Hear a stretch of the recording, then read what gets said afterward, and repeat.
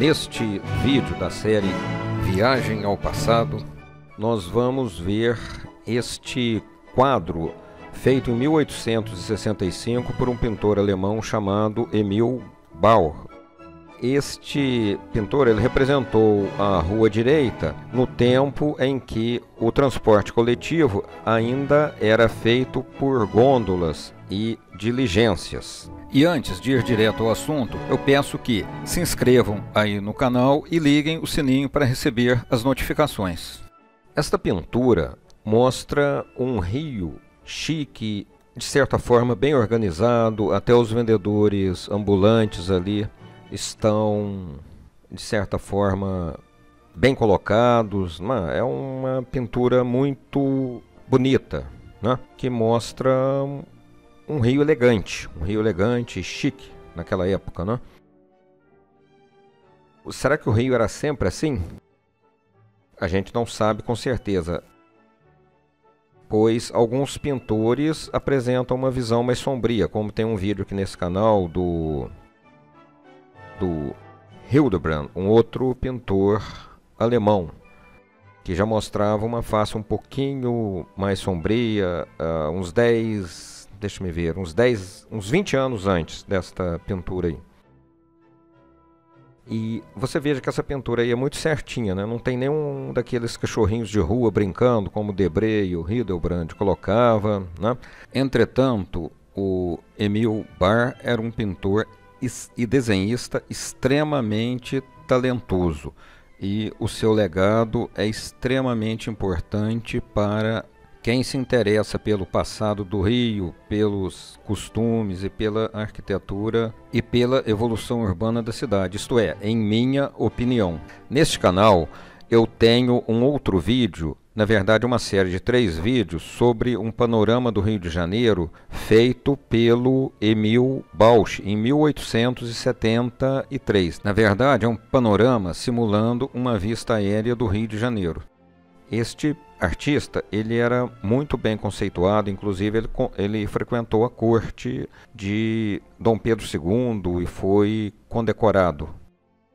Segundo relatos, ele teve um ateliê na Rua do Rosário e depois mudou o estúdio para a Rua 7 de Setembro. O ateliê é uma oficina de arte do artista, ou seja, um local onde ele produzia pinturas, gravuras, aceitava encomendas e talvez tivesse alguns alunos lá também. Pode-se deduzir em função dos endereços, ou seja, dos locais onde ele teve seu ateliê no centro do Rio, que ele foi um artista de considerável sucesso comercial. Voltando a esta pintura da Rua Direita, podemos dizer que é também um divisor de águas, ou seja, representa uma época que estava começando a ficar para trás. No ano de 1866 foi criada a primeira companhia de bondes do Rio de Janeiro que teve sucesso. 20 anos antes já havia algumas experiências, todas elas fracassadas. Então, a partir de 1866, os bondes, ou seja, aqueles veículos sob trilhos puxados por animais, né, por tração animal, foram gradativamente substituindo essas gôndolas. Ou seja, esse tipo de transporte que estamos vendo aí na imagem. Ou seja, era o principal tipo de transporte público antes da era dos bondes. E reiterando que os bondes, os primeiros bondes no século XIX, eram também puxados por tração animal. A diferença é que eles andavam sobre trilhos, né? O que obviamente era bem mais prático. Se você tinha o trilho, ele não havia lama que impedisse o veículo de continuar, enquanto que uma diligência ela podia atolar na lama, a roda bater em pedras, enquanto que sobre o trilho o percurso era mais nivelado, o que gastava menos energia para que os animais puxassem e conseguissem uma melhor velocidade e um melhor desempenho no transporte. Existe uma confusão entre diligência e gôndola.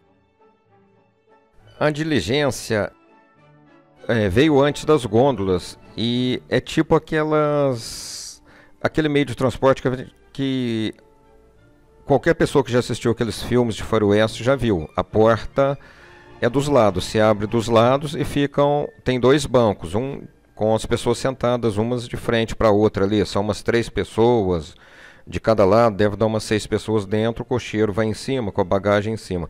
Enquanto que a gôndola, a porta fica por trás, né? Fica atrás dela, e quando se entra existe um banco de cada lado, né? As pessoas ficam enfileiradas, sentadas ali de costas para as janelas, e no meio, entre os bancos, carrega-se carga também, pode-se levar a bagagem.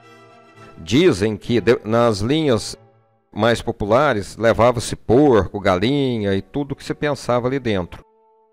Com relação às gôndolas, por incrível que pareça, aquele lugar de cima que ia junto com os cocheiros era muito disputado. Era muito disputado, principalmente as pessoas elegantes gostavam de ir lá em cima para se mostrar para as mulheres, né, se passando ali. Ou melhor dizendo, o cavalheiro se sentia importante indo ali na parte de cima. Já as damas, quando entravam, elas entravam lá na gôndola, na parte de dentro. E imaginem a encrenca, aquelas mulheres com aquela saia balão da época, uma sentada do lado da outra. E aqui vemos uma gôndola no Largo de São Francisco de Paula, em frente a um hospital que ficava ao lado da igreja de São Francisco de Paula. E vemos uma dama entrando na gôndola. Dá para ver que a porta ficava na parte posterior da gôndola. A gôndola carregava internamente 4 passageiros de cada lado enfileirados e um no fundo. E mais passageiros na parte de cima, junto com o cocheiro, ou seja, a pessoa que conduzia a gôndola, ou seja, segurava as rédeas dos cavalos. E aí na imagem dá para ver que, além do cocheiro, existem 7 passageiros ali em cima. Então, agora vamos dar uma olhada geral nesta bela representação daquele dia em 1865, agora dando uma olhada na arquitetura daquela época da Rua Direita, né, que hoje se chama 1º de Março. Então, a primeira coisa que a gente nota ali do lado direito é o Hotel de France. Esse hotel foi muito famoso e foi um dos hotéis mais procurados e considerado um dos melhores do Rio de Janeiro. Aqui embaixo desse hotel existiam excelentes lojas, nesses trechos aqui da Rua 1º de Março, da Rua do Ouvidor também. Este hotel ficava do lado do Arco do Teles e este prédio foi demolido. O Arco do Teles continua lá, mas este edifício do Hotel de França foi demolido. Aí nesse quadrado verde vemos a torre da igreja de Santa Cruz dos Militares. Torre esta que fica na parte posterior da igreja. E na outra marcação que vemos agora é a parte frontal da mesma igreja. Essas 2 torres aqui são as torres da Candelária. Ao centro nós vemos as edificações. Podemos ver que existem edifícios de até 4 andares, todos eles com toldos, para refletir o calor e jogar um pouco de sombra dentro das casas. Naquela época não existia ar-condicionado e era uma excelente estratégia bioclimática que está voltando à tona nos dias de hoje. Agora aqui, do lado esquerdo, o que nós vemos em primeiro plano? Um pedaço do Convento do Carmo, depois um passadiço que ligava o Convento do Carmo com a igreja do Monte do Carmo, ou seja, a antiga Sé ou Capela Real. E depois dessa igreja, uma outra igreja chamada Igreja da Ordem Terceira do Monte do Carmo. Podemos observar que todas essas igrejas estão cercadas por gradis, que já era um hábito naquela época e por incrível que pareça, voltou no século XX. Ou seja, no final do século XX. Agora, vamos ver o provável local de onde este pintor fez esta pintura, mas usando outra imagem. Ou seja, ao invés nós estamos olhando agora em direção contrária, em direção ao antigo Morro do Castelo, e ali nós vemos o passadiço, de onde provavelmente o pintor fez esta pintura, ou o esboço da mesma. Ou seja, trata-se de um passadiço que ligava o Paço Real ou Paço Imperial ao Convento do Carmo. Este passadiço foi construído no tempo de Dom João VI. E agora vemos algumas gôndolas estacionadas e podemos ver claramente que a porta era traseira. Esta imagem foi colorizada durante a criação do vídeo e as cores das diligências não obedecem a uma fidelidade histórica. Então, nesta imagem, nós vimos a rua direita atual 1º de Março em sentido contrário daquela pintura que nós estamos falando sobre. E vimos o passadiço que lá existia. E agora vamos dar mais uma olhada de cenário com enfoque nas pessoas, né, nesse rio chique, né? Muito bem organizado aí, bacana.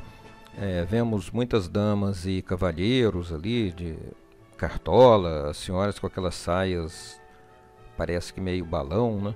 É interessante que os homens também usavam guarda-chuva, ou seja, guarda-sol, e as mulheres sombrinha. E é interessante notar que essas sombrinhas são representadas pequenas. Eu acho que eram pequenas mesmo, porque numa feira de antiguidade uma vez eu vi uma sombrinha muito antiga que era bem pequena. Nós podemos ver também os vendedores ambulantes aí colocados de forma bastante organizada, né?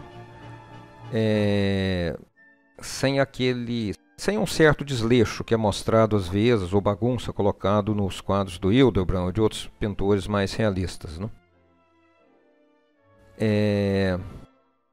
Então, ali do lado esquerdo, vemos uma senhora ali vendendo algumas coisas ali em frente à igreja, né? Um senhor com algo na cabeça.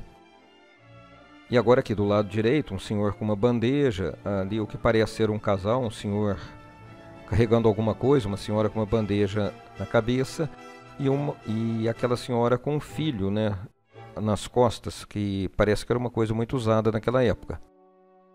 Vemos também um outro cavalheiro com guarda-sol e um senhor vendendo algumas coisas, carregando um bastão de madeira com 2 cestas penduradas em cada uma das extremidades e apoiado no ombro. Eu me lembro que quando eu era pequeno, na minha cidade eu via vendedores usando esta técnica. Eles penduravam frangos na frente e atrás, os frangos de perna para o ar, e saiam gritando de casa em casa vendendo frango. Então é isso aí, vimos um rio chique e um meio de transporte que foi muito usual em uma determinada época, ou seja, anterior aos bondes de tração animal. Se você gostou desse vídeo, marque um like, inscreva-se no canal e clique no sininho para que você receba atualizações.